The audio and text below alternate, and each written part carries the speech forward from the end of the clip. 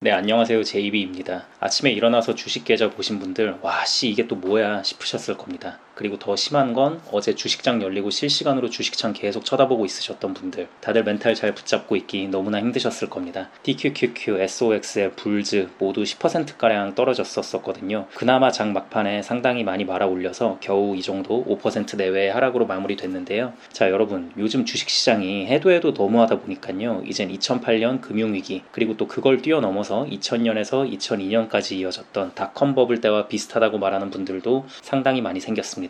그리고 이분들 말대로라면요, 지금까지 고점에서 엄청 빠졌지 않습니까? 이거만큼 앞으로 한 번 더 빠져야 된다는 얘기예요. 이런 걸 들었을 때 대부분 사람들이 1차적으로 느끼는 생각은 이거죠.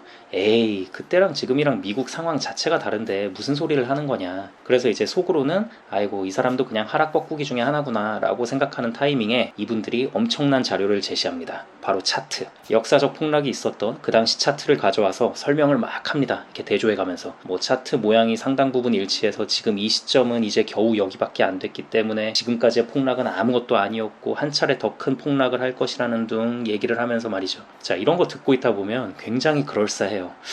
진짜네. 아니, 정말 차트 모양이 그때랑 똑같네. 야, 이거 더 큰 피해를 입기 전에 빨리 대피해야 하나? 정말 미국이라는 나라 자체가 큰일 날 것 같고 미국 주식의 상승에 베팅하는 우리 같은 사람들은 다 바보처럼 느껴집니다. 자, 여러분, 근데 저는 그렇게 생각합니다. 이거는 주식을 차트로만 바라보는 하락론자들의 의견일 뿐입니다. 차트를 활용하는 것이 의미가 전혀 없다, 그런 말을 하고 싶은 건 아니에요. 저도 개인적으로 차트도 분명 어느 정도의 보조 지표로서의 의미는 갖고 있다고 생각을 합니다. 하지만 또 한편으로는 우리가 생각해 봐야 할 건 이거예요. 미국 주식시장이 생긴 지가 100년이 넘었어요. 그 100년이 넘는 시간 동안 얼마나 많은 주가의 등락이 있었겠습니까?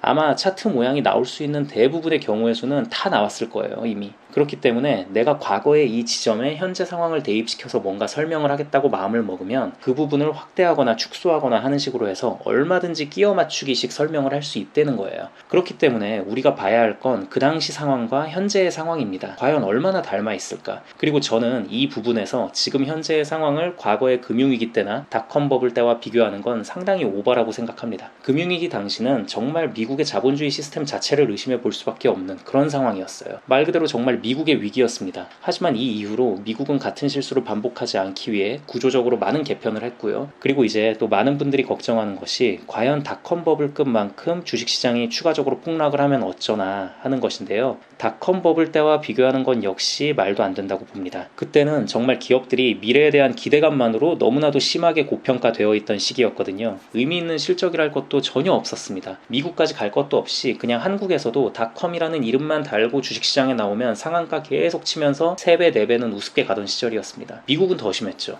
자, 물론 지금도 PER이 높은 대표 기업들이 좀 있어서 위험하다고 할 수도 있습니다. 하지만 닷컴 버블 당시와 결정적인 차이는요, 지금은 그 PER 높은 기업들이 실적을 내주고 있잖아요, 실제로. 자, 예를 들어 테슬라만 보더라도 아직까지도 고평가다 아니다 논란이 있긴 하지만 그래도 워낙 업계에서 압도적인 실적을 보여주고 있지 않습니까? 여러분, 지금 주가가 계속 이렇게 하락하는 가장 큰 이유는요, 결국엔 인플레이션입니다. 이 물가가 제대로 빨리 안 잡히니까 어쩔 수 없이 연준에서도 강력하게 금리 인상을 할 수밖에 없는 건데요. 그럼 이 물가가 안 잡히는 가장 큰 이유가 뭐냐? 아이러니하게도 미국이 경제가 너무 좋아서 그래요. 정확히 말씀드리면 전 세계가 다 안 좋은데 미국만 좋기 때문에 그래요. 미국의 대표 기업들만 너무 잘 나가서 그래요. 물가를 잡으려면 이게 좀 경기가 안 좋아져야 사람들이 지갑을 닫고 지출을 줄이면서 식료품 가격도 안정이 되고, 경기가 안 좋아져야 사람들이 이 지독한 집 월세도 더럽고 치사해서 못 내겠다, 나 그냥 계약 해지할래, 이런 식으로 나와줘야 미국 내 렌트비도 안정이 되고 하면서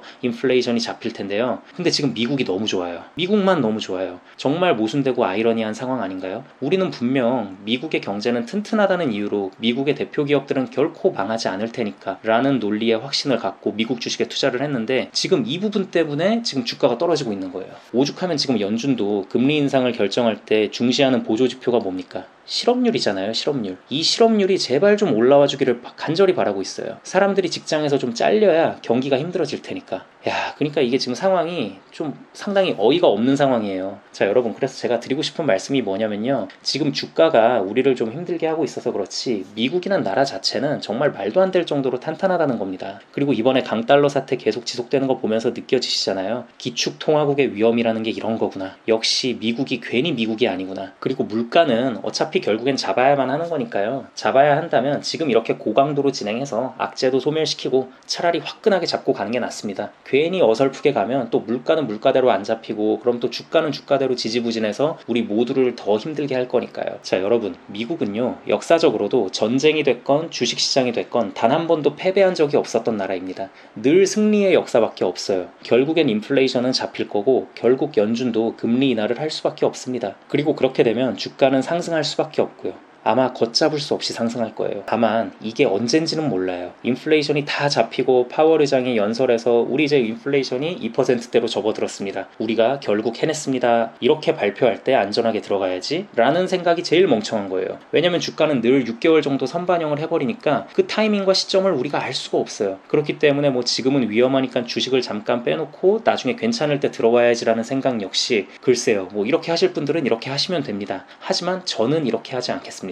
차라리 이런 공포의 순간마다 공포를 이겨내고 추가 매수를 하겠습니다. 여러분, 미국은 망하지 않습니다. 다른 나라 다 망할 수 있어도 미국은 망하지 않습니다. 그렇기에 TQQQ, SOXL, 불주도 결국엔 다 올라갑니다. 변동성은 견디면 그만입니다. 감사합니다.